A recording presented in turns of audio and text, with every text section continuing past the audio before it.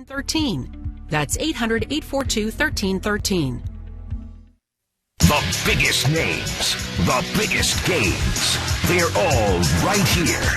This is 1050 ESPN, New York.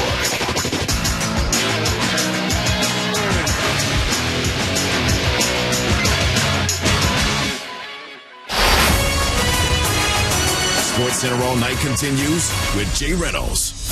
As always, we're taking you to Key, Jay, and Max, 6 o'clock Eastern time here on ESPN Radio and SportsCenter All Night, presented by Progressive Insurance. We're still another day away from the start of the World Series. Phillies going with Aaron Nola and Zach Wheeler in the first two games, Friday and Saturday. Nola, 18 strikeouts in his 3 starts this postseason. Wheeler with 25 in his 4 starts in the playoffs. Manager Rob Thompson concerned about Houston stealing signs? Well, it's not just the Astros. I think we're constantly looking at our pitchers, our infielders, our catchers as to are they ever giving something away, whether it's pitches, whether it's location, that type of thing.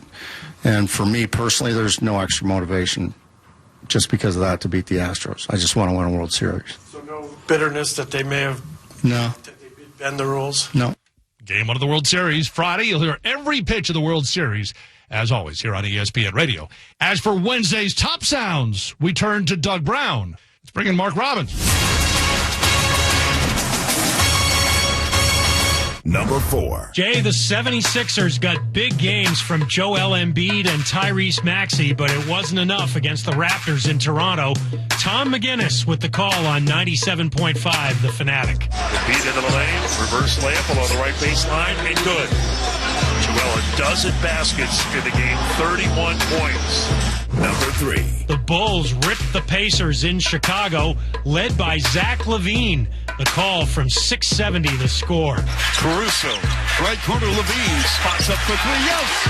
And trading trays here at the United Center. Bill, get out the umbrella.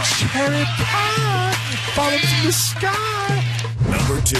In Salt Lake City, the Jazz go to 4-1 with an 8-point win over the Rockets, leading the way with 24 points. Lauri Markkanen from 97.5 The Zone.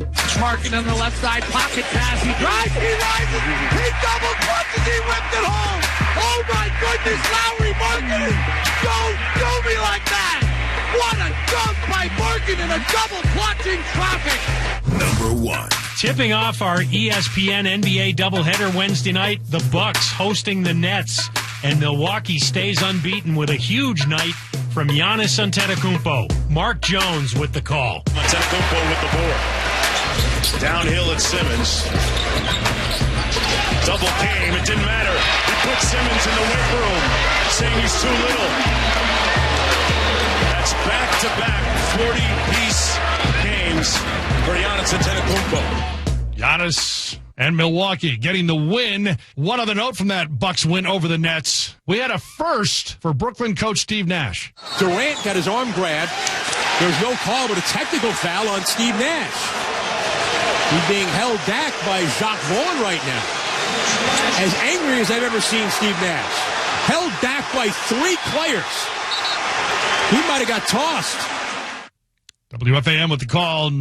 Steve Nash ejected for the first time in his coaching career. Happened in the third quarter, frustrated with several calls during the game, but it boiled over with about 4.5 to go in the third. I was just standing up for our guys. I thought Patty took a forearm in the throat from Giannis right in front of the ref, and I didn't think that was fair. So I don't think I was overly demonstrative, and I was upset that I got attacked. Steve, what was the explanation they gave you? There wasn't an explanation, really. It was just, it's a lot going on out there. So what happened. I said my piece on the court, and that's really all there is. And as you heard, several players and coaches trying to hold Nash back as he was furious. ESPN's Nick Friedel was on hand. That's as angry as I've seen Nash since he's been the coach in Brooklyn. He was heated. And I can tell you, watching the players watch Nash, they were into it. They were patting him on the butt as he was walking off the floor. They were smiling as he was standing up for them. I know it doesn't look good right now because the Bucks came back behind Giannis, but I think this moment could actually help the camaraderie of a group that has been fractured in the past. They want to see that fire from Steve Nash. He provided it in the moment, and maybe they can get an emotional lift moving forward, knowing that Nash is behind them, and they think they can get more from Ben Simmons as well. Nets losing, but it could be a spark in the long run. Still looking for a spark in L.A. Lakers fall to 0-4. Can Tampa Bay find a spark tonight as Week 8 gets underway? And for the Ravens, what would be their key to success? ESPN Dan Orlovsky. I would gut this defense with my run game. The reality is, Baltimore, this is a very simple mindset in a short week. We are one of the best running offenses in football. We average 3.8 yards per carry before we get hit. And you know what's happened a lot against Baltimore recently is teams are pressuring their open side. What I mean by open is there's no tight end there. It's just the offensive tackle. And they're trying to close everything down. Be ready for that and gut it. Okay. Shut it down when they stunt. You shut it down, and let's get downhill. Challenge this Tampa Bay defense that was awful last week with their discipline and their rush integrity, or their gap integrity in the run game. See if they fixed it on a 3-day week, a 4-day week, because I don't think they can, right? Don't make this pressure situation about Lamar. Run it right down their throats. Ravens money line plus 110. Bucks are minus 130. How about dropping all 4 of your games this season? That's next. It's ESPN Radio.